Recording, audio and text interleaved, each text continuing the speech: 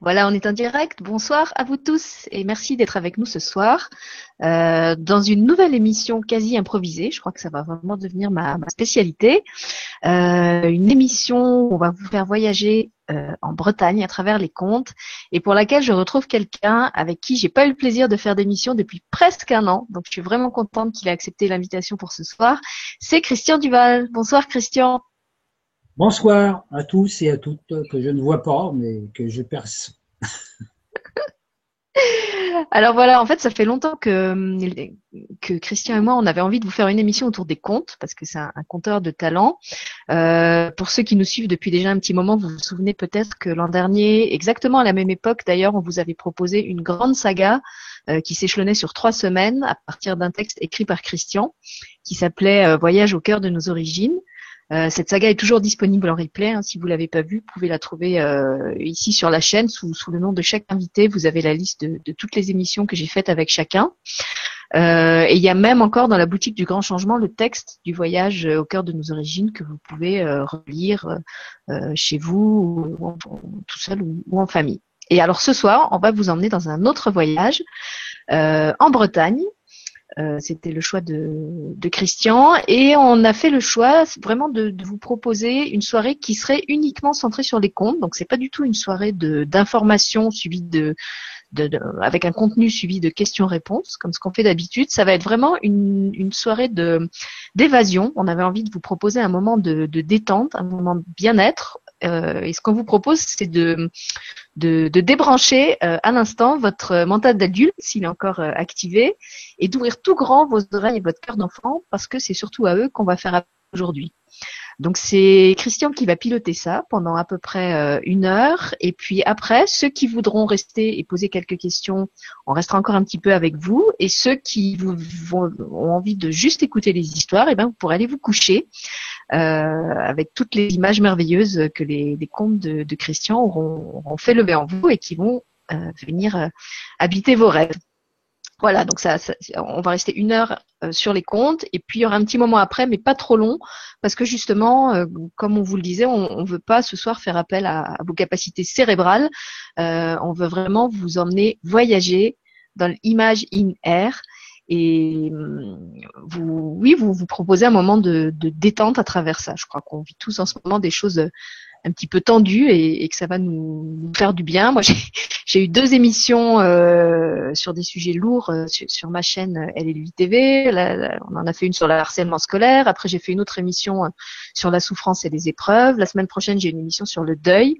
Et donc là, c'est vraiment comme une parenthèse qu'on fait au milieu de tous ces sujets plus sérieux, un petit moment de bonheur entre les mains du magicien oui dire Christian Duval, à qui je passe les commandes.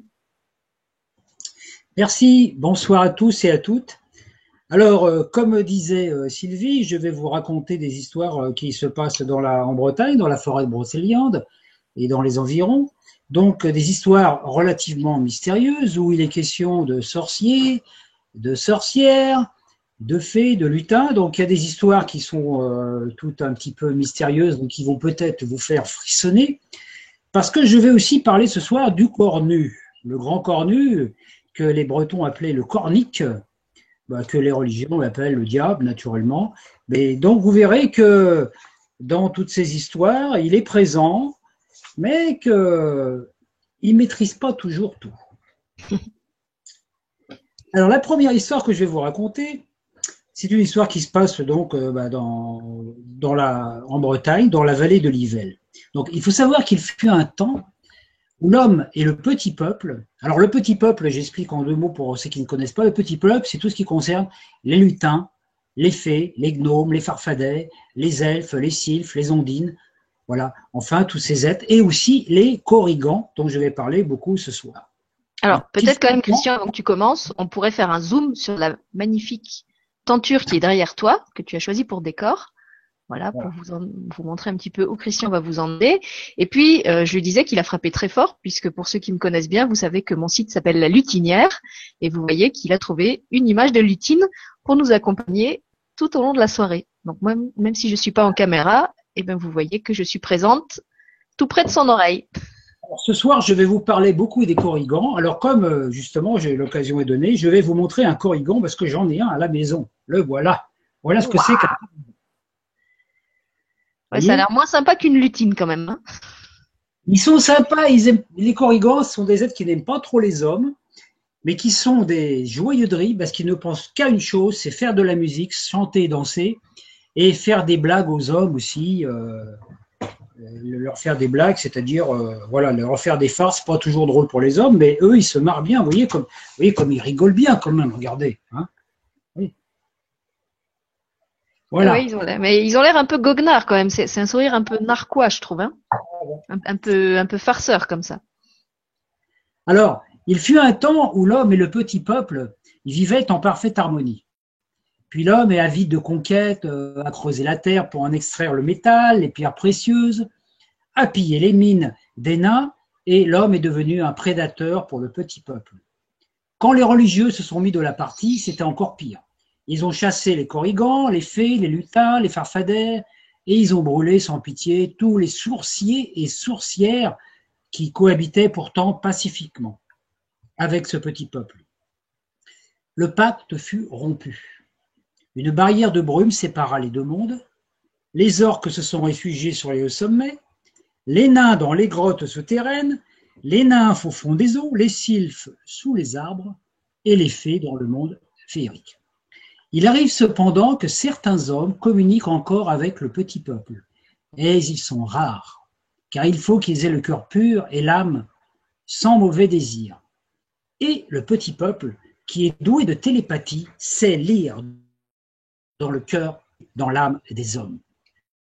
Il arrive cependant que certaines fées, ayant la nostalgie de la compagnie des hommes, osent franchir la barrière qui sépare les deux mondes. Et parfois, elles s'en repartent en volant un petit homme. Mon histoire se passe dans la vallée de l'Yvel, dans le hameau appartenant au seigneur du château du Bois de la Roche. Dans cette région vivait un homme qui s'appelait Yvon. Il vivait dans une maison au toit de chaume avec son épouse et son fils Oel. Habile de ses mains, il sculptait fort bien le bois pour gagner de quoi nourrir sa famille et il prenait toutes les commandes qu'on lui passait. Un soir, juste avant le souper, sa femme, allant le trouver, fut horrifiée de voir qu'il venait de sculpter un horrible corrigan qui ressemblait à un petit diable. Elle lui fit part de son ressenti. « Mais tu n'aurais pas dû accepter cette commande. Ça va nous porter malheur. »« Oh, je n'ai pas pu dire non, dit l'homme. Nous n'avons plus un sou en poche pour acheter de la nourriture. Et puis, il me faut de l'argent pour acheter du bois, pour agrandir la maison. Notre fils grandit chaque jour et il va lui falloir une chambre bien à lui. » L'argument était de taille. Aussi, Suzon ne répondit pas. Au beau milieu de la nuit, Yvon entendit un bruit. Il se leva en hâte et eut au fait de constater que son fils avait disparu, ainsi que le corrigan en bois qu'il avait taillé. Il s'habilla en hâte, prit son fusil, une gourde, et partit à la poursuite de l'éventuel voleur. Apercevant des traces, il se mit à suivre la piste. Suzon, quant à elle, était désespérée. Elle avait peur de perdre à la fois son enfant et son mari. Après avoir marché pendant multiples kilomètres, il s'engagea dans la forêt tout en suivant la piste. La lune brillait de 1000 éclats argentés. Elle était pleine et ronde, et soudain, Yvon se trouva face à face avec une louve blanche qui le regardait. Il la mit en joue, mais avant de tirer, il lui dit « Va-t'en, je ne te veux pas de mal, je ne veux pas te tuer, ne m'oblige pas à le faire. » Et la louve disparut. Continuant son avancée, il se trouva face à face à une lande de pierre, plus aucune trace n'étant visible. Il marcha, puis, apercevant une maison dont la cheminée fumait, il s'en alla frapper. Un type grincheux lui ouvrit la porte. « Que veux-tu? Va-t'en, ouste, il n'y a rien à voler ici. »« Je ne suis pas un voleur, je cherche mon fils qui a été enlevé par un corrigan. » Cette idée lui avait germé dans la tête pendant sa recherche. Ce ne pouvait être que cela. Sans doute y avait-il eu un sort jeté par un méchant sorcier.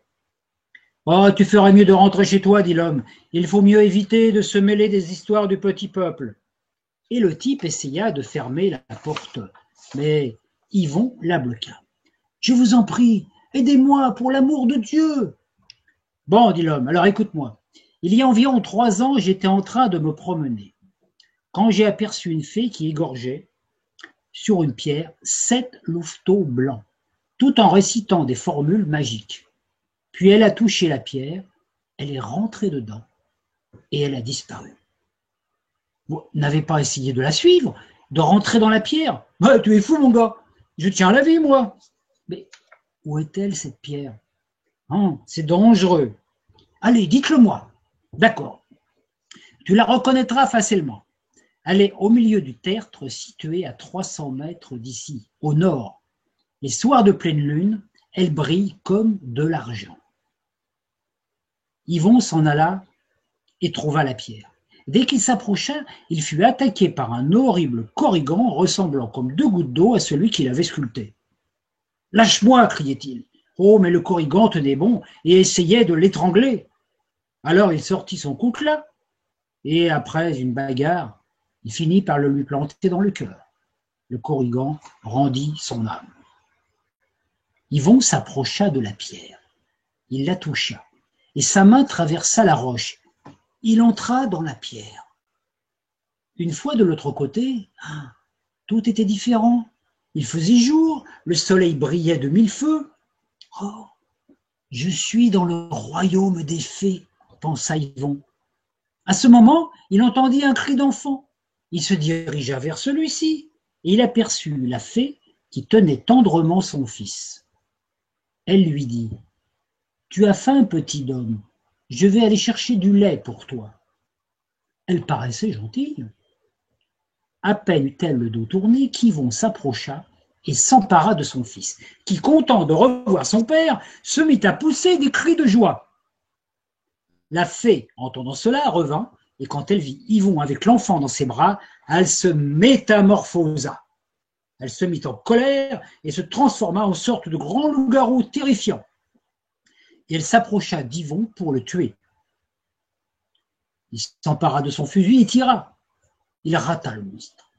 Celui-ci lui envoya une grande gifle qui rafla son visage. Une fois à terre, Yvon crut sa dernière heure arrivée, quand tout d'un coup, une louve blanche venue d'on ne sait où sauta sur le monstre pour essayer de le tuer. Oh, le combat était inégal, car le loup-garou était très puissant. Mais Yvon eut le temps de ramasser son fusil, et qu'il était encore chargé d'une balle. Il visa, tira et tua le monstre. Cherchant la louve, il se trouva tout à coup nez à nez avec l'homme qui lui avait donné les renseignements tout à l'heure. Et la louve était là, à ses côtés, comme un chien fidèle. Et l'homme lui dit : « Nous sommes devenus amis. Je lui ai promis qu'un jour on retrouvait celle qui avait tué ses petits. Grâce à toi, elle a pu assumer sa vengeance. Alors, merci. » Yvon rentra chez lui avec son fils, et sa femme fut fort contente de les retrouver tous les deux. Parfois, lorsqu'ils se promènent dans la forêt, il leur arrive de croiser la louve, qui jamais ne les attaqua. Elle était devenue leur amie. Souvent, elle s'allongeait dans les bosquets près de la maison et regardait le petit garçon jouer. Mais parfois, cela lui faisait monter les larmes à l'œil, car elle était triste d'être séparée de ces 7 petits qui avaient été tués par cette fée qui était devenue folle. Elle n'avait aucune mauvaise intention, certes. Elle avait besoin de compagnie, mais ce n'était pas une raison pour enlever un enfant et tuer 7 petits louveteaux innocents. On ne peut pas trouver le bonheur en apportant le malheur dans la maison des autres. Ainsi se termine ma première histoire. Mais ce n'est pas fini.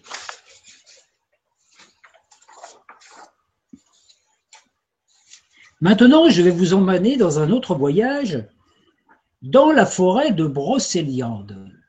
Certains d'entre vous connaissent peut-être, dans la forêt de Brocéliande, il y a plein d'endroits à visiter, le tombeau de Merlin, la fontaine de Barenton, le Val sans retour, pour ne citer que cela. Donc il y a bien longtemps de cela, comme je disais tout à l'heure, les clans du petit peuple vivaient en paix. Un jour, venu d'on ne sait où, un monstre velu et hideux vint attaquer le clan des Teuses. Malgré leur pouvoir magique, ceux-ci n'arrivèrent pas à vaincre ce démon. Quand un beau matin, chevauchant un magnifique cheval blanc, un grand magicien armé d'une épée et d'un bâton de pouvoir vint aider les Teuses dans leur combat. Oh, celui-ci fut long, mais le magicien décima le géant. Fous de joie et de reconnaissance, les Teuses rendirent hommage au magicien qui, comme vous l'avez deviné, était le grand Merlin. Bien plus tard, Merlin disparut de ce monde. La légende dit que Viviane, la fée, qui l'aimait de tout son cœur, l'avait enfermé dans une prison de verre afin de le garder uniquement pour elle. Tous les ans, à la date anniversaire de leur libération, les Teuses se rendaient sur le lieu dit le tombeau de Merlin. Pour cela, ils se laissent guider par les noctafées. Les noctafées, ce sont les fées de la nuit. Et une fois arrivées devant la stèle, l'une d'entre elles ouvre un passage magique que les Teuses empruntent et ainsi ils peuvent aller se recueillir près du corps de Merlin qui est en dormition. Oh, il n'est pas mort, mais son corps est en état de catalepsie, tandis que son esprit voyage dans la forêt de Brocéliande et aussi dans les étoiles, et notamment sur l'étoile Vega, qui est la patrie d'origine de Merlin. Ensuite, ils se rendent à la fontaine de Barenton, lieu où Merlin et Viviane se sont rencontrés et aimés. C'est en cet endroit qu'a eu lieu une étrange rencontre entre un homme et une fée. L'homme, qui se nommait Fiacre, aimait se promener dans cette forêt. Et c'est ainsi qu'un jour, alors qu'il se trouvait à proximité de la fontaine, il entendit des gémissements, comme des pleurs de femmes. S'approchant, il vit une dame, toute de blanc, vêtue. Son corps était diaphane, presque transparent. Elle pleurait.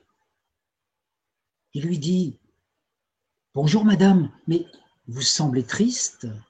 Que puis-je faire pour vous consoler ?»« Oh merci mon ami, mais comment est-il possible de consoler quelqu'un qui pleure sur la méchanceté des hommes? Vois comme cette eau est devenue agitée et impure. Avancez, regardez. Cette eau reflète l'âme des hommes. » L'homme était ému et plein de compassion. Il s'approcha de la dame et de l'eau, et chose étrange, l'eau se calma. Elle devint claire, limpide et cristalline. La dame lui dit « Ah, cher ami, comme votre âme est limpide et claire, vous avez accompli un miracle. Cette eau dont je suis la gardienne est redevenue pure. Merci. Faites un vœu. Et pour vous remercier, je l'exaucerai. » « Oh, madame, dit l'homme, je ne suis qu'un pauvre. Un pauvre air, et la seule chose qui importe pour moi, c'est de pouvoir nourrir correctement mes enfants et mon épouse, et trouver une place au paradis à la fin de ma vie. Alors, va en paix. Que ton souhait soit exaucé. » Fiacre retourna chez lui. Il ne manqua jamais de rien. Les choses s'accomplissaient comme par miracle et sa table était toujours bien remplie. Ce qui ne fut pas sans attiser la convoitise d'un voisin peu sympathique et jaloux. Un jour, alors que Fiacre fendait du bois, le voisin s'approcha et dit « Ah, tu es un mécréant, tu as certainement volé ce bois, toi qui étais si pauvre. Je crois que je vais te dénoncer à la police, ainsi tu iras croupir en prison. » « Mais pourquoi penses-tu ainsi, Grégoire ? Allez, viens, je t'invite à déjeuner. » Il appela sa femme et il demanda de mettre un couvert de plus. Grégoire était bien décidé à percer le secret. Comment faisait Fiacre pour ne manquer de rien? Il avait 5 fils à nourrir. Une fois installé à la table, il dit « Comment fais-tu pour avoir une table si bien remplie? L'année dernière, tu n'avais rien à manger. Tu as trouvé un trésor, hein, et tu l'as volé, hein, c'est ça? » Non, rien de tout ça. L'an passé, j'ai été à la fontaine de Barenton. J'ai rencontré une femme qui pleurait. Je l'ai consolée et elle a exaucé mon vœu. C'est tout. C'était une fée. Baliverne que tout cela. Tu me crois assez idiot pour croire au conte de fées? Oh, tu n'es pas obligé de me croire. Hein. Tu n'as qu'à aller vérifier par toi-même. J'y vais de ce pas, dit Grégoire, en claquant la porte sans même dire merci. Il alla trouver un vieil ermite qui connaissait bien la forêt. Et il obligea celui-ci à l'emmener à la fontaine, car sans guide, il était impossible de trouver la fontaine. Une fois arrivé, il vit la dame assise en train de pleurer. « Bonjour madame, je suis un ami de Fiac qui vous a consolé l'an passé. J'ai traversé 1000 et 1000 dangers pour venir vous voir et vous apporter un peu de réconfort. » « Ah oui, je me souviens, dit-elle. Votre ami a souhaité prospérité et bonheur, et je le lui ai donné. » « Vous ne lui avez pas donné d'or ou d'argent? »« Oh non, il ne m'a pas demandé cela. »« Et vous, que souhaitez-vous donc pour m'avoir consolé? »« Ah, donnez-moi une femme, peu importe qu'elle soit belle ou laide, idiote ou intelligente, petite ou grande, grosse ou maigre, mais il faut qu'elle soit très riche.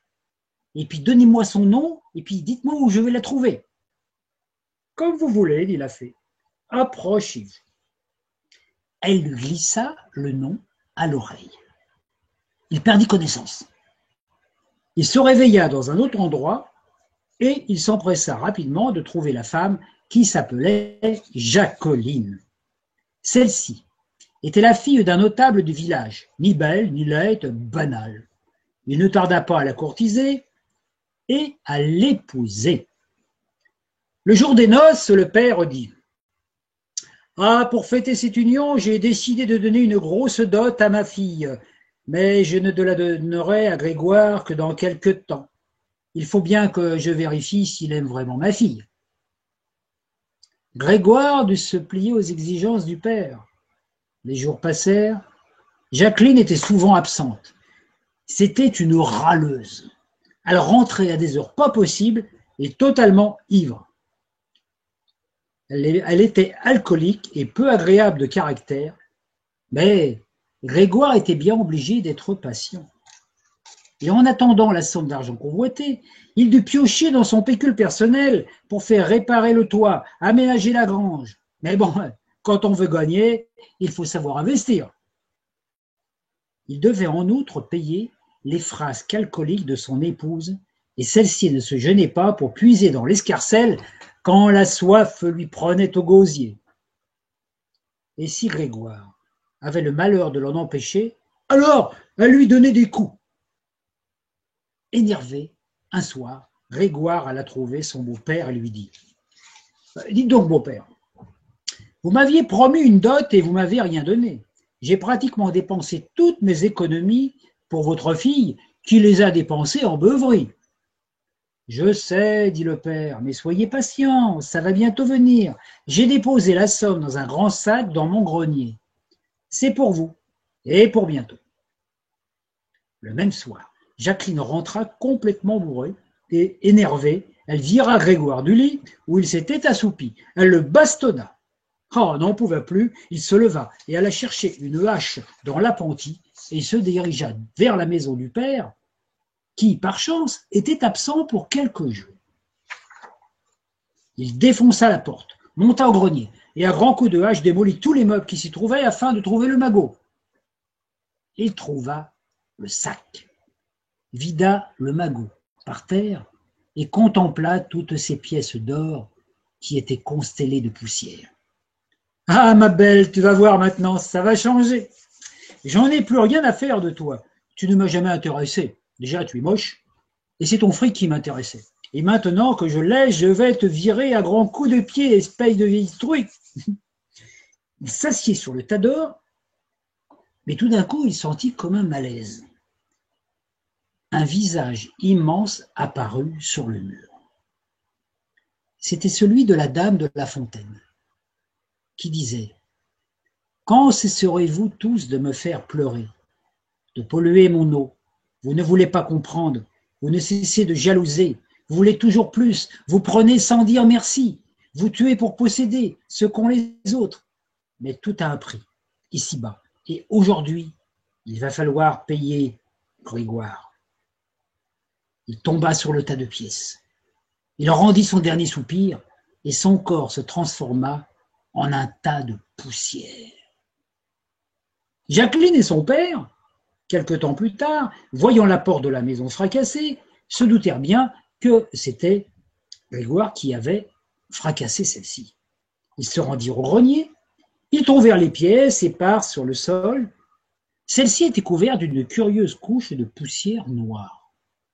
Ils ne comprirent jamais pourquoi Grégoire n'avait pas emporté le butin avec lui. Pourquoi il avait disparu sans laisser de traces. Ils remirent les pièces dans le sac, réparèrent les meubles et cachèrent à nouveau le magot. Alors, si d'aventure il vous arrive d'arriver vers la fontaine de Barenton et d'y rencontrer la fée qui pleure, soyez vigilants quant à ce que vous lui demanderez, et sachez que vous ne pourrez lui cacher vos intentions véritables, car l'eau de la source saura bien lui révéler si votre âme est pure. Ainsi se termine cette histoire.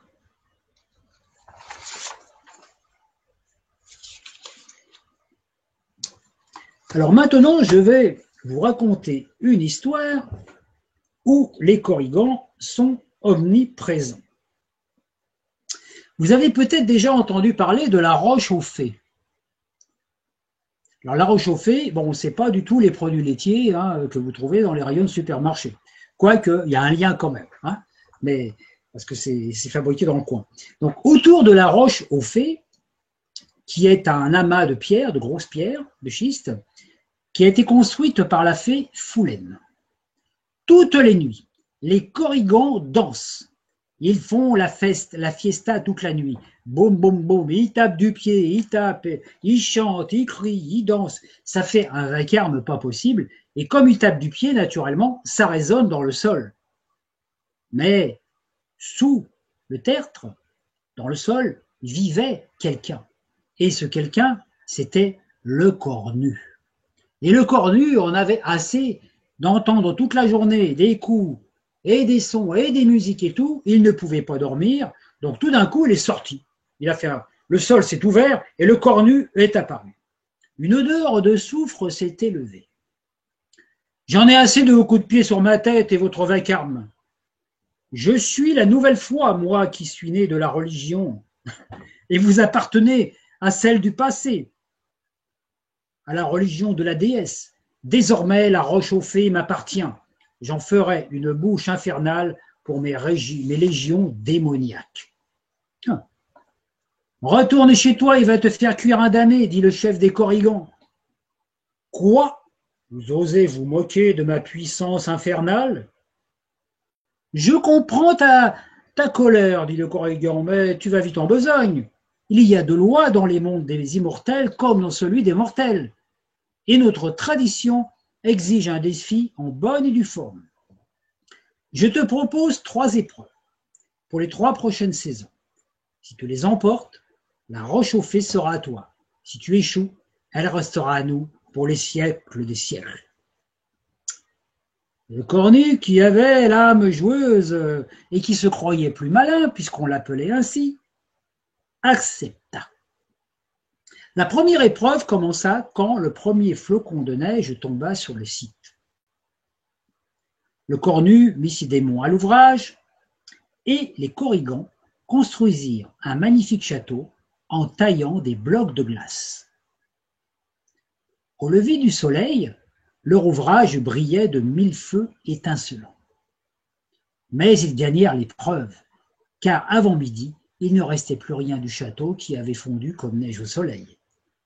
Le cornu, énervé de cette fête bernée, s'en retourna en enfer et revint le premier jour du printemps pour la seconde épreuve. La seconde épreuve consistait à cultiver un lopin de terre. Celui qui aurait le plus beau champ l'emportera. Et en prime, il pourra choisir quelle moitié des 2 récoltes il voudra garder. J'exige de savoir ce que nous cultiverons, dit le cornu. Ah, dit le corrigan, nous fournirons les semences magiques de pommes d'or. Ah, dans ce cas, si c'est moi qui gagne, je choisis de prendre tout ce qui pousse au-dessus, dit le cornu. Il mit ses démons à l'œuvre, labourage, défrichage, il appela les nuages, le soleil, la pluie. Pendant ce temps, les corrigans se prélassaient au soleil comme s'ils avaient envie de perdre le pari. Quand le champ du cornu fut recouvert de fleurs magnifiques, les corrigans lui disent « Bah, tu as gagné cette épreuve, donc à toi de prendre ta récolte.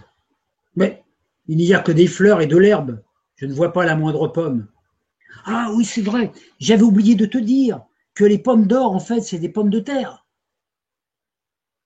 Le cornu s'en alla avec ses sacs d'herbe et les corrigans avec leurs patates, qui, entre nous, étaient non comestibles. Ils gagnèrent ainsi la seconde épreuve. Le cornu revint le premier jour de l'automne. L'épreuve là consistait à boire le contenu de 2 immenses tonneaux remplis de chouchen. Les corrigans disent avoir celui de gauche et celui de droite pour le cornu. Mais pressentant une arnaque, celui-ci demanda de changer de tonneau. Les corrigans acceptèrent. Le champion des corrigans s'installa dessous le robinet et le cornu sous l'autre tonneau. Le contenu du tonneau du corrigan passa rapidement dans la panse du corrigan pendant que celui de l'autre tonneau continuait à couler dans celle du cornu qui était près d'exploser. En fait, le tonneau du cornu était relié à une immense citerne et n'était pas près de se vider. Le cornu capitula et les corrigans rapportèrent l'épreuve.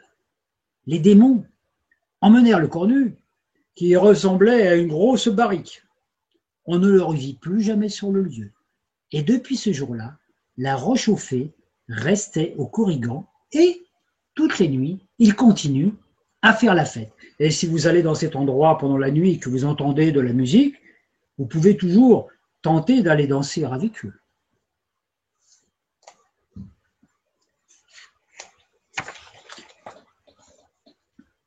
L'histoire suivante se passe au même endroit. C'est un peu la suite de l'histoire. Le jour tombait sur le verger dans lequel un vieux paysan et son épouse se reposaient fatigués du jour. Au fond du champ se dressait la masse importante que les gens d'Essé appellent la roche au fée. Donc, si vous regardez sur la carte, Essé, vous trouverez la roche au fée, vous pouvez y aller.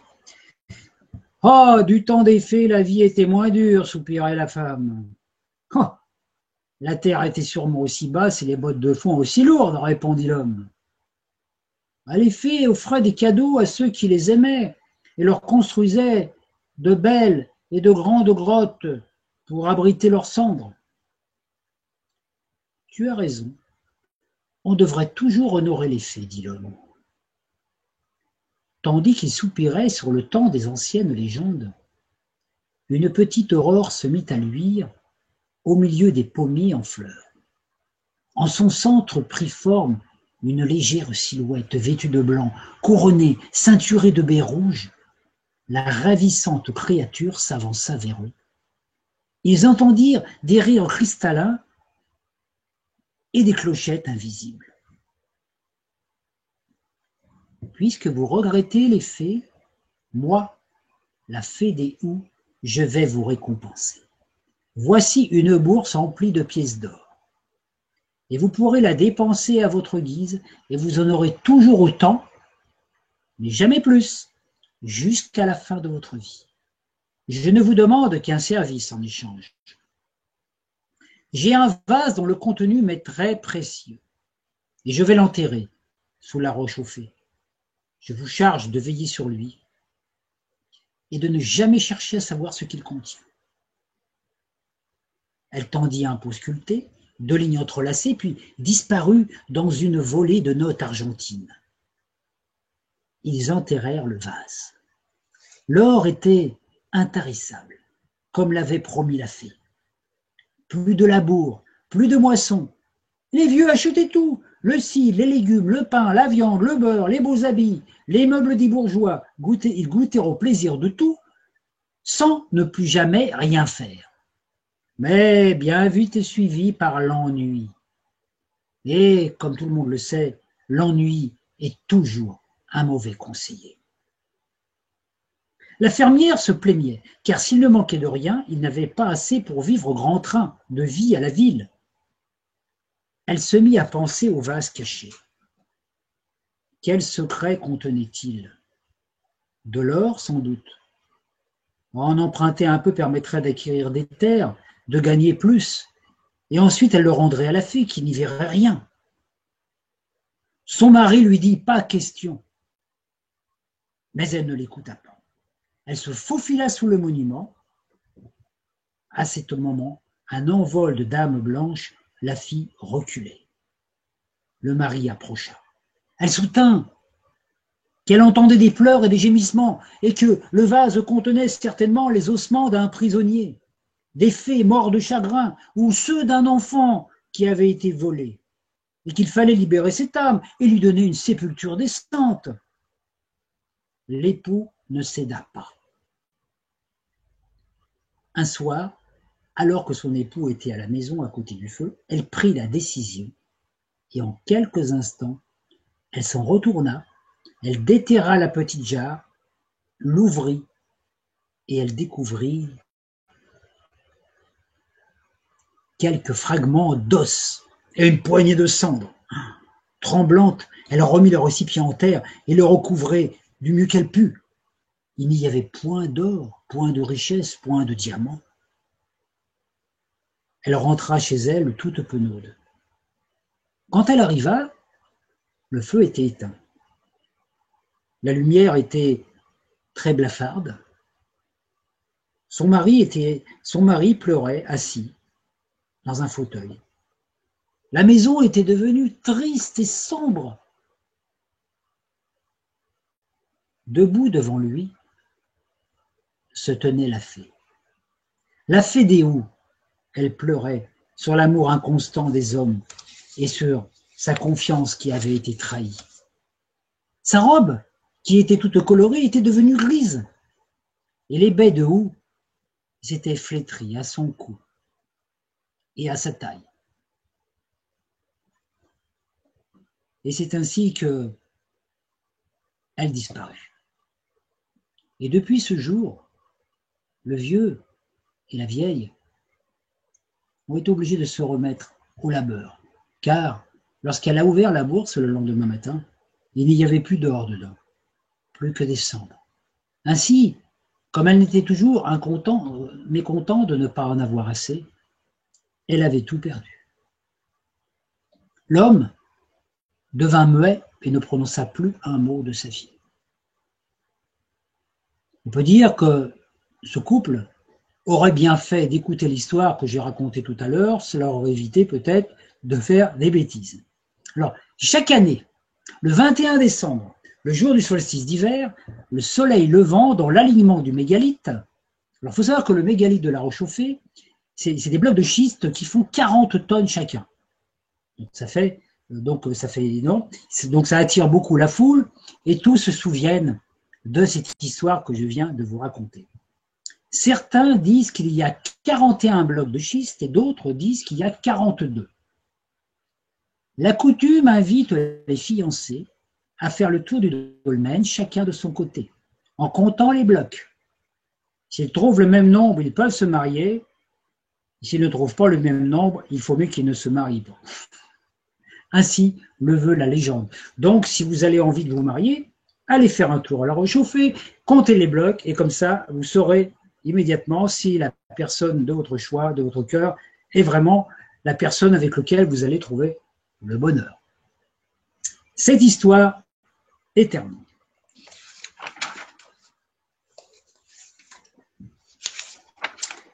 Ces histoires ne sont pas toutes très drôles, mais c'est ainsi dans la forêt de Brocéliande, dans cette Bretagne, il y a beaucoup de choses un petit peu mystérieuses, mais vous voyez bien que les fées sont toujours omniprésentes quand même. Alors maintenant, je vais vous raconter l'histoire d'une petite fille qui s'appelait Solveig. Donc, il était une fois, dans cette terre de Bretagne, Anna, une jeune femme qui vivait seule avec sa fille Solveig. Comme elle n'avait pas de mari, elle était considérée comme malfaisante par les villageois. La même chose qui est arrivée à la mère de Merlin. Vous savez qu'à une certaine époque, quand les femmes portaient enfants et n'avaient pas d'époux, elles étaient considérées comme des filles de mauvaise vie. Anna prenait toutes ses précautions pour que sa fille ne soit pas inquiétée par les garnements du village qui sont donnés à cœur joie en la traitant de fille de sorcière et autres colibés. Afin que cela ne paraisse pas trop bizarre, elle faisait croire que sa fille était malade, faible et risquait d'attraper toutes sortes de mâles ou de virus qui traînaient dans le coin. Solveig, si elle était le fruit de ses entrailles, n'avait cependant pas été mise au monde par l'intermédiaire d'un père géniteur. En fait, Anna était née stérile. Elle ne pouvait pas enfanter, et pendant ses longues promenades dans la forêt, où elle cueillait les plantes médicinales, tout en chantant des mélopées gracieuses, elle n'avait qu'un rêve, avoir une petite fille qu'elle pourrait aimer, choyer, et à qui elle pourrait apprendre le secret des plantes guérisseuses. C'est ainsi que par un bon matin de mai, Anna décida de se rendre à la fontaine de Barenton pour rencontrer Viviane la fée et lui demander d'exaucer son vœu. Pendant des heures, elle marcha à travers les chemins épineux. Et elle dut subir à maintes reprises des ondées terribles et des tempêtes qui faisaient trembler la cime des arbres. Et c'est totalement épuisée qu'elle arriva à la fontaine et exprima son souhait aux fées. Celles-ci, quoique invisibles, l'entendirent, et Viviane décida de lui venir en aide. Le vent commença à souffler dans les ramures, et une tempête surgit d'on ne sait où. Les arbres ployaient sous les rafales, et les feuilles se mirent à tourbillonner autour d'Anna, qui, emportée par le tourbillon, tomba dans les pommes et ne se réveilla que plusieurs heures plus tard. Elle retourna chez elle, et pendant plusieurs jours, elle ne put prononcer aucun mot. Dans les mois qui suivirent, elle se rendit compte que son ventre s'arrondissait, et 9 mois après sa visite à la fontaine, elle accoucha d'une petite fille qu'elle nomma Solveig. Quand les gens du village se rendirent compte qu'elle avait enfanté mais qu'elle n'avait pas de mari, ils la considérèrent comme une sorcière ayant fait un pacte avec le démon. Et Solveig était considérée comme l'enfant du diable.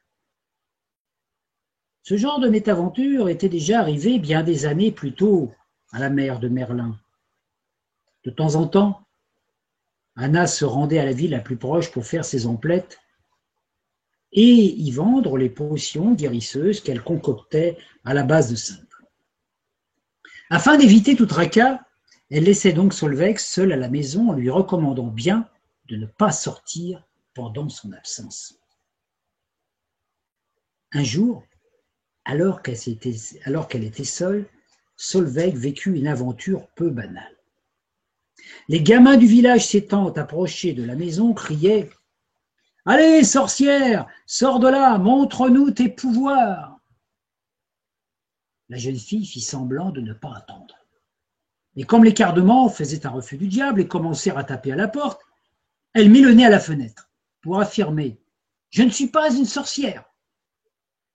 Les vauriens redoublèrent de mots méchants, d'injures, jusqu'au moment où Solveig, passablement énervée, sortit pour les affronter. Pour leur montrer son pouvoir, elle prononça une parole magique et une nuée d'oiseaux arrivèrent. Oh, ce qui fit rire les garçons. Mais le rire se met en stupeur quand ils s'aperçurent que ceux-ci obéissaient à Solveig. Cependant, ils demandèrent une autre preuve. Solveig fit pousser un arbre en quelques secondes. L'un des gamins, plus hardi, s'approcha de la jeune fille et lui arracha le médaillon qu'elle portait au cou. C'était une pierre toute simple, gravée de symboles qui lui avait été donnée par sa mère, qu'il avait trouvé le jour même où elle avait été conçue. C'était un talisman magique offert par les fées comme cadeau de naissance. Il suffisait de détenir cette pierre gravée pour que toute parole prononcée devienne réalité. Et c'est ainsi que le gamin, ayant dérobé la pierre, joua l'apprenti sorcier. Il fit jaillir un arbre gigantesque du sol, ce qui créa un gouffre immense. Et plusieurs garçons furent blessés par les pierres qui surgissaient de partout, semblaient voler dans le ciel. Les parents des garnements, ayant eu vent de l'histoire par leurs enfants blessés, décidèrent d'aller tuer Solveig, qui pourtant n'était pas responsable de tout cela. Quand ils arrivèrent à la maison, Anna était rentrée de ses courses et était donc au courant de l'histoire.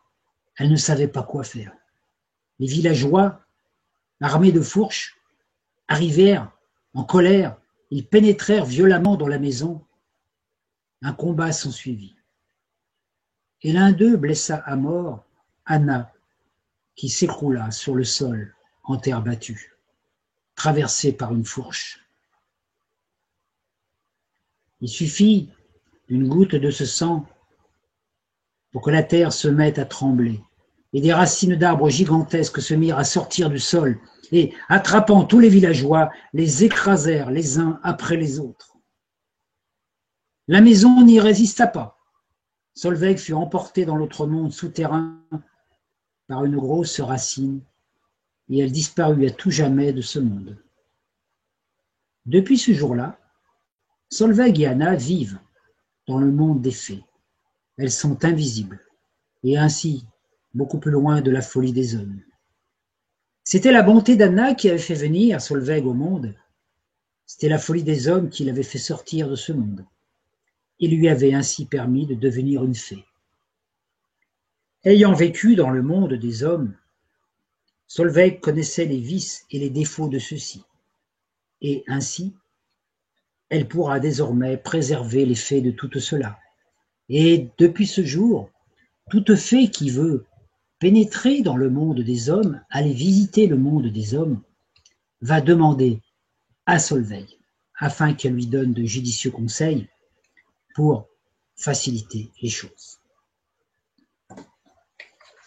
Encore une histoire triste, n'est-ce pas? Mais très révélatrice. Alors la dernière histoire que je vais vous conter vont mettre en jeu encore notre ami, si l'on peut dire, le cornu. Parce que celui-là, il est toujours partout. Et il y a beaucoup d'histoires avec lui, parce qu'en Bretagne, bon, il était assez présent apparemment. Hein, voilà. Donc, l'histoire se passe toujours dans cette Bretagne. Le personnage était un forgeron. Et il vivait une période de difficultés financières. Un peu comme actuellement, on peut dire, c'était la crise.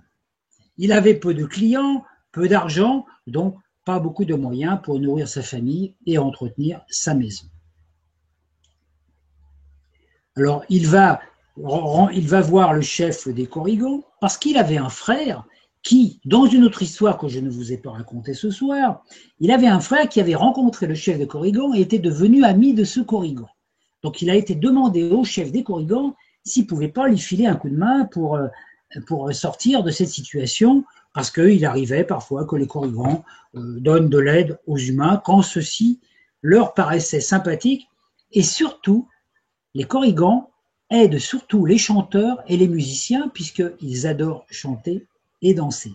Donc, si vous êtes bon musicien et bon chanteur, vous serez aidé par les Corrigans. Si vous chantez faux et que vous jouez faux, il faut mieux passer votre chemin, sinon vous allez avoir des surprises. Donc le forgeron va voir donc ce Corrigan qui lui demande comment faire pour sortir de cette situation. Celui-ci lui dit, je connais quelqu'un qui pourrait t'aider, que l'on connaît nous très bien, mais il faudrait pouvoir déjouer ses pièges. Et comment il s'appelle, ton ami? C'est pas vraiment mon ami, c'est le cornu. Oh, c'est pas possible, encore lui. Mais bon, le soir venu, le forgeron, qui s'appelait Fanch, se rendit à l'auberge du petit cornu. Et tous les soirs, le cornu était là, présent, à la recherche d'âmes à acheter. Fanch alla lui parler, lui expliqua son problème, et le cornu lui dit, écoute, je veux bien, je veux bien t'aider, mais il y a des conditions.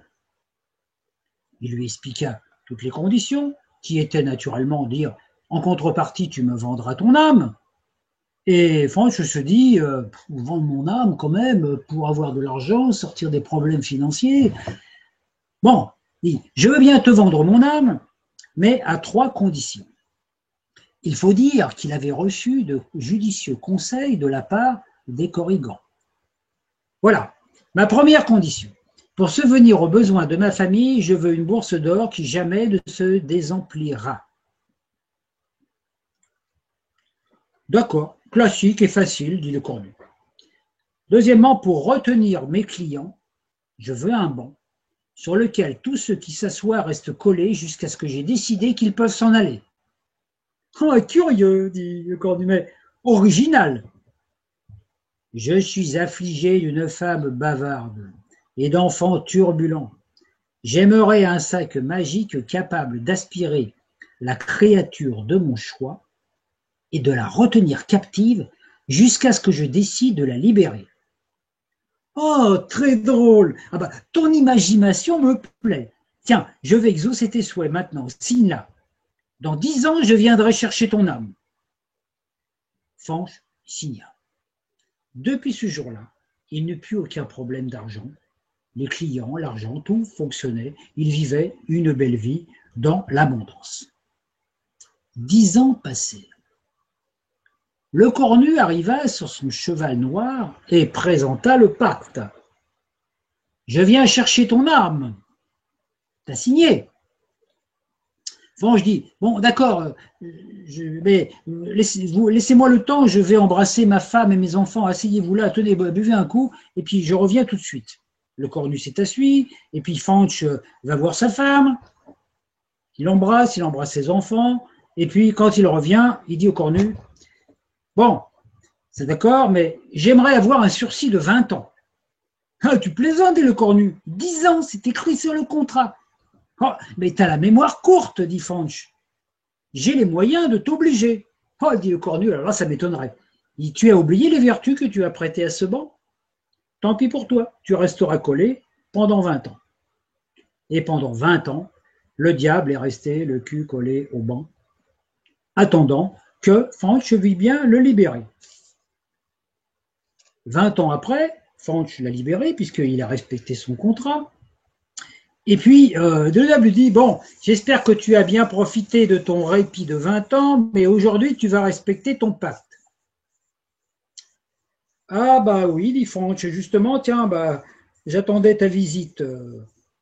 Il avait un sac dans la main, et puis il ordonna au cornu, il dit, rentre là-dedans. Le cornu fut aspiré dans le sac, il ne pouvait pas résister. Eh oui, c'est toi-même qui as donné du pouvoir à ce sac. Bon, je pense que tu vas y rester, pendant 30 ans. Pendant 30 ans, le cornu est resté enfermé dans le sac. Quand il fut libéré du sac, Fanch était mort depuis belle lurette et enterré. Alors, il alla trouver les Korrigans, parce qu'il se doutait bien qu'ils étaient un petit peu de mèche avec Fanch, et le chef des Korrigans lui dit, trop tard, tu vois, tu ne pourras pas avoir son âme. En plus, il est mort en chrétien. Il a dépensé tout l'or pour nourrir les siens, pour embaucher les gars du village, rénover l'église, construire une école. Bref, là-haut, ils ont décidé qu'il méritait le purgatoire, mais pas l'enfer. Tes pouvoirs t'ont juste servi à te coller les fesses sur un banc et à t'enfermer dans un sac. c'est pas bien malin pour quelqu'un qui, comme toi, se fait appeler malin. Mais le contraire est encore valable. Et non, dit le Corrigan, regarde. Le cornu déroula le pacte et dessus, il vit que toute la signature de Fanch était effacée par le temps. Il s'était passé 60 ans. Et à sa place, les Corrigans avaient décidé la caricature du cornu. Alors celui-ci se mit en colère. Il partit, énervé, et il se dirigea droit vers l'océan, où là, il a trempé son séant dans l'eau. Et comme il était relativement chaud, c'est depuis ce temps-là qu'en Bretagne, l'eau est un peu plus chaude. Et ainsi se termine mon histoire pour ce soir. Merci de votre écoute et je vais repasser le flambeau à la lutine qui est en face de moi et qui va vous guider dans la suite de l'expérience. Merci beaucoup de m'avoir écouté. En fait, tu as une lutine dans le dos et une lutine en face. Tu es vraiment bien entouré. Eh oui. Et alors, je voulais te dire que pendant que tu racontais, je sais pas si toi tu te voyais, mais c'était vraiment amusant comment tu étais positionné. Parce que tu avais la lutine qui avait l'air d'être posée sur ton épaule et tu avais toutes les branches de l'arbre qui faisaient comme un soleil autour de ta tête, comme une espèce d'auréole en feuillage. On avait l'impression que les branches sortaient de ton crâne. C'était vraiment joli à regarder. Tu regarderas, si tu vois le replay, tu le verras. Et puis alors, je voulais saluer dans notre public, on a au moins 2 Bretons qui sont parmi nous ce soir. Donc il y a notre amie Brigitte, qui est une amie commune à tous les deux, Brigitte Clémensart, à qui on dit bonsoir. En plus, c'est ta voisine, puisque comme toi, elle a la chance d'habiter vraiment en Bretagne. Et puis, on a un autre Breton, c'est l'archange Gabriel, qui est là à presque toutes mes émissions. Et en fait, maintenant, je comprends pourquoi. Parce qu'il dit « Je réside en Bretagne et grand collectionneur de figurines féeriques ou elfiques et angéliques. » Des modèles de haute qualité de finition qu'on ne trouve que localement et j'adore ce genre d'histoire. Merci beaucoup. Donc, si tu es fan du monde celtique, des lutins et des lutines, Archange Gabriel, je comprends encore mieux maintenant pourquoi tu me suis d'émission en émission. C'est un point qu'on a en commun. Et puis, on a aussi la visite d'une collègue d'une web TV voisine, puisque j'ai vu passer un message. Attends, je vais essayer de le retrouver. Un message de CTVM TV Planète et Écologie. Donc CTVM, c'est la chaîne de Claire Thomas. Et donc il y a une autre Sylvie en plus apparemment qui nous poste un message en disant bonsoir Sylvie, Christian, je viens de terminer l'émission Nature et complicité sur CTVM TV. Nous y avons parlé des élémentaux. Suite parfaite pour continuer ma soirée. Merci pour cette pause enchanteresse de notre société qui en a bien besoin. Alors voilà, maintenant je sais que j'ai une collègue Sylvie sur la chaîne CTVM et qui est elle aussi fan des élémentaux. Ah bah c'est bien, tu vois. C'est élémentaire. Et puis moi je voulais te dire que pendant tout le temps où tu racontais, j'avais envie de saluer vraiment ton talent de conteur parce que c'est vrai que là je sais que tu as fait du théâtre pas mal, mais là t'es pas sur scène, t'as aucun accessoire, t'as pas d'instrument, t'as vraiment que ta voix. Et les textes que tu consultes de temps en temps, et je trouve que tu arrives vraiment à nous faire vivre les histoires en faisant les différentes voix des personnages, en ménageant des temps de suspense, et voilà. Comme j'ai une amie conteuse, je sais que compter c'est tout un art. Moi je suis une bonne lectrice, mais je pourrais pas compter comme vous le faites. Et de tenir comme ça son public en haleine pendant 1 heure, je tenais à saluer la prestation. Merci beaucoup. Et je voulais te mettre les applaudissements, mais sur cette chaîne-là, je les ai pas, donc j'ai pas pu te mettre les applaudissements sonores. Mais l'intention y est. Voilà. Et puis sinon, on a, alors comme d'habitude, quand tu es là, tout un public de femmes qui est heureux d'être avec nous ce soir. Donc il y a Martine qui dit qu'elle est heureuse d'être avec nous pour un voyage dans les contes enchantés de Bretagne. Soirée enchanteresse et pleine de magie en perspective. Merci Martine. On a une autre Martine Lequitte, mais qui nous a pas quittés, qui est restée là pendant l'émission, qui dit bonsoir Sylvie et Christian, ravi d'être là et belle soirée à nous tous. Il y a Monique RN10 qui nous dit bonsoir, merci à vous deux et tous qui regardez, écoutez, merci de compter à notre âme d'enfant pour grandir dans l'adulte d'aujourd'hui. On a Shekina Anna qui était là à l'émission sur les dragons et qui dit coucou Sylvie, Christian et tout le monde, sans oublier nos amis du petit peuple. On a aussi Pascal qui nous dit bonsoir Sylvie, Christian et tous les internautes. J'ai hâte d'en savoir plus sur la magie de la Bretagne. Merci. Voilà. On a aussi Karine, notre Karine sous-titreuse des vidéos, qui dit bonsoir Sylvie, bonsoir Christian. Je sens que nous allons vivre des moments enchantés. Bonne soirée à tous et bisous à vous deux. Voilà. Alors, Martine nous signale qu'elle aussi elle vit en Bretagne, donc on avait au moins 3 Bretons avec nous parmi le public. Et puis, puisque j'ai salué ton talent de canteur, moi c'est vrai qu'il y a un moment où j'ai oublié la belle tenture qu'il y avait derrière toi. Je me suis vraiment laissée porter par ta voix en fermant les yeux. Et je voulais rappeler qu'en plus du replay des vidéos, vous avez les podcasts qui sont faits par Michel Ribes, en général après l'émission, donc ils sont disponibles le lendemain, et que si vous voulez écouter les émissions au format MP3, en faisant votre jogging, le soir avant de vous coucher, dans votre bain, je sais qu'il y a des gens qui les écoutent en faisant un repassage, ne vous en privez pas, les podcasts sont faits aussi pour ça, et c'est vrai que c'est peut-être un format plus facile que la vidéo, et là vraiment ça passe très bien. À la limite, moi, de fermer les yeux, ça me permettait d'avoir encore plus d'images qui défilaient dans la tête. Il y avait mon cinéma intérieur qui s'activait et c'était vraiment magique. Donc les podcasts ils seront dispo demain et le replay il sera disponible là tout de suite à la fin du direct.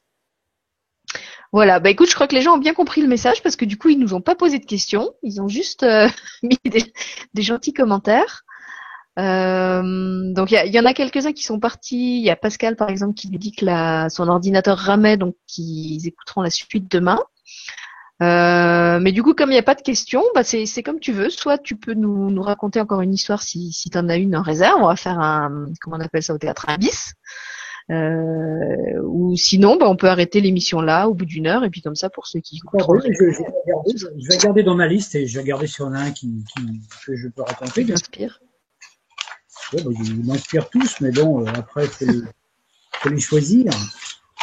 C'est vrai qu'en plus, c'était vraiment bien ficelé ton parcours parce que les histoires s'enchaînaient très bien et comme tu dis, il y avait une variété entre les histoires plutôt tristes, les histoires gaies. Et puis, je voulais signaler aussi, puisque tu avais une de tes histoires dont l'héroïne était la fée Solveig, que sur ma chaîne à moi, Elle et lui TV, j'ai écrit un conte qui s'appelle Le cadeau de Solsteg. Donc pas Solveig, mais Solsteg. Et Solsteg est un petit lutin, un lutin du solstice d'hiver qui, tous les ans, vient au solstice d'hiver dans le monde des hommes avec une intention, avec un message particulier. Voilà, donc si vous avez envie d'écouter cette histoire, elle est sur ma chaîne Elle et lui TV, ça s'appelle Le cadeau de Solsteg. Je la raconte et en plus c'est illustré par des photos que j'ai faites chez moi, puisque j'ai eu la chance que Solsteg soit venu me voir en personne pour que j'écrive l'histoire sous sa dictée. Bon, je peux vous en raconter un, si vous voulez. Youpi. Dans le conte que je vais vous raconter. Bonus. En fait, c'est l'histoire qui est avant celle du forgeron, puisque je vous avais parlé d'un personnage qui avait qui était devenu ami avec le chef des Corrigans. Donc, c'est de ce personnage-là que je vais vous parler. Donc, cette histoire-là se passe dans la région de Quimper, qui est aussi en Bretagne, si vous connaissez votre géographie. Et il y avait donc, au début de cette histoire, il y a 2 frères. Il y en a un qui s'appelait Caour et l'autre qui s'appelait Lawig. Bon, c'est des noms pas faciles à prononcer. Hein. Ils étaient tous les deux sonneurs de bombarde.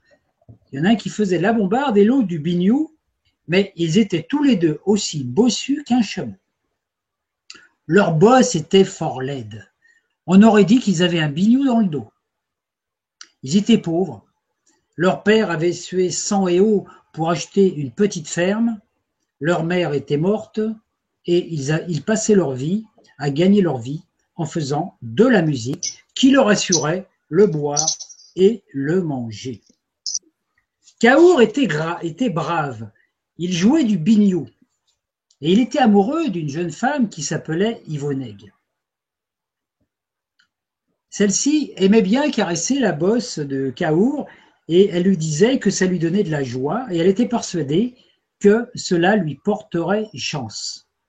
Depuis ce temps-là qu'on dit qu'il faut toujours toucher la bosse d'un bossu, que ça peut nous apporter du bonheur.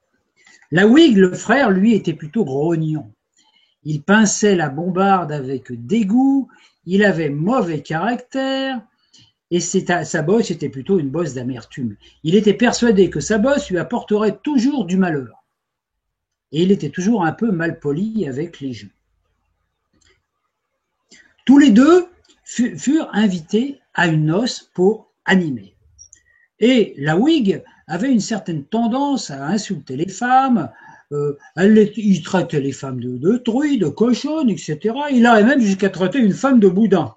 Oh, son mari n'était pas content, il commençait à se mettre en colère et prêt à donner un coup de poing à la Whig. L'homme tomba à terre, se frotta l'œil qui devient tout bleu, puis tout noir. Donc, des invités s'attroupèrent. Le père emmena sa femme et sa fille. Il faut savoir qu'en Bretagne, les noces durent plusieurs jours. Yvonègue avait dit à Cahour de venir à cette noce. Elle l'amena vers un autre personnage. Celui-ci lui dit « Votre musique me plaît, mais j'ai marié mes 2 filles et cela m'a coûté fort cher. Je vous avais promis 21 francs pour animer la noce, et je peux vous en donner 15, parce que les invités, ils ont beaucoup mangé, ça m'a coûté cher. » « Oh, je comprends, monsieur, dit Cahour. Nourrir tout ce monde pendant 3 jours, je comprends, bon, 15 francs, ça ira très bien. » L'homme lui dit « Je vous enverrai le complément à la prochaine récolte. » Le marché était conclu. Seulement le frère, le râleur, la Whig, apprenant la chose, se mit à cracher, à fulminer, à rouspéter. « Vieux radin, je vais me barrer, ils n'ont qu'à danser sans ma musique. » Cahour lui dit « Mais on a promis. »« Je m'en fous. »« Ah, c'est à cause de ta roussette que tu veux rester là. Tu crois qu'elle va épouser un bossu comme toi? Tu rêves, mon pauvre. Allez, reste encore, je t'en prie. Il y a du bon vin, de la nourriture. Et à la maison, il n'y a rien à manger. Hein. » Convaincu, la Whig resta pour s'empiffrer, mais tout en continuant à râler. À la fin de la noce, Cahour alla remercier Yvonègue, la jeune fille qu'il aimait, et de l'avoir invitée à cette noce, et puis pour pouvoir faire cette animation. La mère d'Yvonègue, elle n'était pas trop de cet avis, parce qu'elle n'aimait pas trop les bossus. Elle dit à sa fille, « Tu vas quand même pas épouser un bossu, surtout sans le sou. » Yvonègue ne répondit pas. Cahour et son frère se partirent donc dans la forêt pour entrer chez eux à pied à travers les bois. Pendant le chemin, la Whig dit « Je t'avertis, hein, c'est la dernière fois que je joue pour Yvonègue et ses amis. Hein. Mais arrête de râler, on a quand même gagné de l'argent et on a bien mangé. Regarde la lune comme elle est belle. J'en ai rien à faire de ta lune. » Mais t'entends pas la musique, la Whig, dit Cahour. Oh ouais, ça doit être l'alcool, hein. Sûrement la piquette. Regarde, je te dis qu'il y a de la musique. Tiens, regarde, il y a un feu. Oh, peut-être encore une noce. On y va. Ah non, pas question, moi je rentre. Vas-y tout seul. Cahour se dirigea vers la musique. Et là, il entendit un bruit, un chant. Alors, je vais le prononcer en breton, mais je vais le prononcer très mal. Le chant disait « Die Lune, die Meurs, die Mercher », ce qui veut dire lundi, mardi, mercredi. Il s'approcha doucement. J'ai dit « Tiens, c'est bizarre, je ne connais pas ce chant, c'est une nouvelle chanson bretonne. » Tout d'un coup, il se trouva dans une clairière entourée de corrigans. Ah, les corrigans, je n'en avais jamais rencontré. Il savait que les corrigans, c'était des sortes de lutins qui n'aimaient pas trop les hommes. Il paraît même qu'ils mangeraient les hommes. Le Cahour se mit à trembler, à claquer des dents, puis le chant continue. Ah, il faut que je m'en aille. Mais c'était trop tard. Il se retrouva face à un attroupement de corrigans aux dents pointues, l'air sauvage, armés et grimaçants. Ils dansaient en chantant autour de lui et en gesticulant. « Oh, un humain, chouette, dit l'un, on va faire un civet. » Le chef dit « Attendez, il a un bignot. Qu'il en joue. On va bien rire. Les cris des Korrigan. Oui, de la musique. Kaour hésite. Ah, il ne sait pas jouer, dit l'autre. On va en faire un civet. Non, non, on va le rôtir. Il finit par se décider. Et il joua jusqu'à épuisement. Complètement fatigué, il ne pouvait plus souffler une note. Et le sorcier des Korrigan dit: bon, maintenant que tu as bien fait de la musique, danse maintenant. Le sorcier fit naître une flamme sous les sabots de Kaour. Il y avait des bruits de tambours, les cris, les Korrigans qui chantaient et Kaour qui battait la semelle pour éteindre le feu. Et les Korrigans en profitèrent pour chanter et danser lundi, mardi, mercredi. Kaour dit: mais votre chant, il est trop court. Quoi, il est trop court? Oh ben, il dit: parce que moi, je peux vous compléter votre chant. Lundi, mardi, mercredi, jeudi, vendredi. Oh, c'est joli, dit le chef des Korrigans. Il y a de la rime et puis il y a juste le nombre de pieds. Ils dansent en rythme et ils entraînent Kaour à danser avec eux. Puis, le chef dit: t'es bon musicien et bon parolier. Que désires-tu en récompense de ce que tu nous as apporté? Veux-tu avoir l'allure d'un seigneur ou la bourse d'un bourgeois? Kaour pensa à Yvonneig, plaire à Yvonneig. J'aimerais perdre ma bosse, parce que tant que je serai bossu, elle ne m'épousera pas. Donc, il dit: voilà, je préfère avoir l'allure d'un seigneur. Le sorcier passa derrière Kaour. Il lui tourna autour plusieurs fois, il le fit agenouiller et il lui enleva sa bosse. Il la donna à un Korrigan qui l'emmena avec précaution. Puis lui dit: ah, vas-y maintenant, tu es aussi grand et aussi laid que tes semblables humains. Kaour, joyeux, remercia et retourna chez lui en dansant. Il était content, ravi, plus de bosse, il pouvait s'en aller. Il était super content. Il arrive chez lui et c'est là qu'il rencontre son frère, Laoui, qui était toujours en train de râler, toujours en colère. Mais qu'est-ce que t'as foutu? Je t'attends depuis des heures. Ah, je me suis fait des amis à la fête, dit Kaour. Mais ton froc est brûlé. Mais t'as plus de bosse. Où est-elle, ta bosse? Ils me l'ont enlevée. Qui? Les Korrigans. Menteur. Ils tuent les hommes. Comment t'as fait? Kaour raconta toute l'histoire. Tu ne mens pas? Non, non, je te jure. T'es bête, hein, quand même. T'aurais pu demander la bourse. Avec de l'or, toutes les filles viennent vers toi. Allez, montre-moi le chemin, je vais aller voir. Laoui part voir les Korrigans. Il les rencontre, le scénario est identique, il se retrouve entouré de Korrigans, qui naturellement lui demandent de jouer de la musique, et puis après, là, il se dit, bon, il faut que je fasse attention aux fausses notes quand même. Et puis, il entend le chant. Lundi, mardi, mercredi, jeudi, vendredi. Alors, pour faire mieux que son frère et pouvoir plaire aussi aux Korrigans, il dit samedi, dimanche. Le chef des Korrigans fait arrêter toute la musique. Il se dit: non, c'est pas possible, ça rime pas. Dimanche, ça rime pas, ça fait tout en l'air la chanson. Hein? Allez, on va en faire du civet de celui-là, en colère. Il a tout gâché le chant, il nous a gâché la soirée. Ah, le chef dit: oui, mais la tradition nous oblige à récompenser tout mortel qui participe à nos festivités. Seule l'intention compte. Approche. Que veux-tu? L'allure d'un seigneur ou la bourse d'un bourgeois? Alors, là où il réfléchit, il dit: bon, je choisis ce que mon frère Kaour a laissé. Naturellement, il pense à la bourse.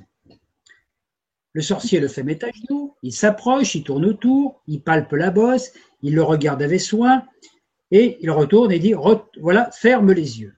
Et il ajoute dans le dos de Laoui la bosse de Kaour. Laoui se relève donc avec 2 bosses. Lève-toi. Oh, que tu es laid! On lui amène un miroir. Il dit: mais c'est pas ce que j'ai demandé. J'ai demandé la bourse. Elle dit: non, non, non, tu as demandé ce que ton frère avait laissé. Et ton frère, il avait laissé la bosse. Laoui est parti en colère. Il est retourné chez lui avec la belle intention de se venger. Et quand il arrive à la maison, il s'en est pris à son frère. « Laisse-moi, sale frère, c'est de ta faute. » Il criait, il pleurait, il râlait en même temps. Et puis, il s'en est allé en criant. « Je me vengerai. » Cahour s'est marié avec Yvonne. Il a gagné beaucoup d'argent avec sa musique. La Whig est partie sur les routes. Il a marché. Depuis la Bretagne, il est monté jusqu'à Paris. Et depuis ce temps-là, il s'est installé à Notre-Dame de Paris. Et c'est lui qui, depuis de nombreuses années, sonne les cloches pour n'avoir pas su faire le bon choix quand on le lui avait proposé. Donc, si vous allez à Notre-Dame de Paris et que vous voyez ce fameux bossu, vous saurez que c'est un Breton. Mon histoire est terminée. Merci Christian, je la connaissais celle-là en beaucoup plus court. L'histoire du bossu arrosé. Alors attends, pendant que tu racontais, moi j'ai du monde qui est arrivé autour de moi. Bon bah alors, tenez, montrez-vous maintenant. Il y a des gens qui veulent te saluer, attends. Alors il y a lui. Hop. On ne le voit pas. Attends, il va venir. Ah oui. Voilà, c'est Solsteg, c'est celui dont j'ai parlé tout à l'heure. Bonjour, je suis Solsteg, le lutin du solstice. Ah bah tiens, salut. Et puis il y en a une autre qui voulait aussi te dire bonjour. C'est mon avatar dans le monde des lutins. Attends, je vais essayer de mettre la caméra. Voilà, c'est Sylvie Mad-Noël. Alors si vous voulez connaître l'histoire de Sylvie Mad-Noël, c'est dans une autre vidéo qui s'appelle sur ma chaîne Pourquoi j'ai un nom qui arrache la bouche, où je vous raconte d'où vient le fameux nom Ptitsa qui arrache la bouche à tous les présentateurs quand je fais des interventions publiques et tout le monde s'écorche s'écorche la langue sur ce nom. Et donc Sylvie Mad-Noël vous racontera pourquoi je m'appelle comme ça. Ouais, c'est moi, Sylvie Mad-Noël. Merci pour cette soirée. Youhou! Voilà, tu vois, t'as mis tout le monde en joie chez moi. Ah bah c'est bien. Et ben voilà, écoute, sur ce, il n'y a plus de questions.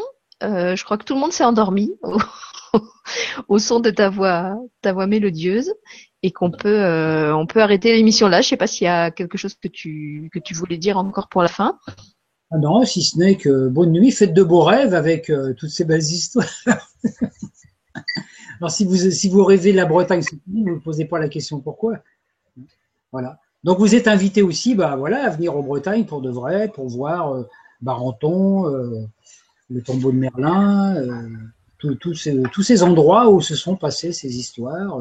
La Roche-au-Fée aussi, hein, qui est. Voilà, vous pouvez vérifier sur la carte, hein, c'est des endroits qui existent vraiment. Moi, je suis allée à Brocéliande et effectivement, on peut les visiter. C'est pas des noms de fiction que Christian a inventé pour les besoins de la soirée. Alors sur ce, eh ben, on n'a pas de marchand de sable, mais on a plein de lutins qui nous accompagnent pour vous souhaiter à tous une bonne nuit et vous remercier d'avoir été avec nous ce soir. Merci Christian de nous avoir enchantés. Ben, merci à vous tous d'avoir voyagé avec moi dans ce merveilleux univers féerique et magique. Je vous souhaite une très très bonne nuit et puis à un de ces jours. Au revoir.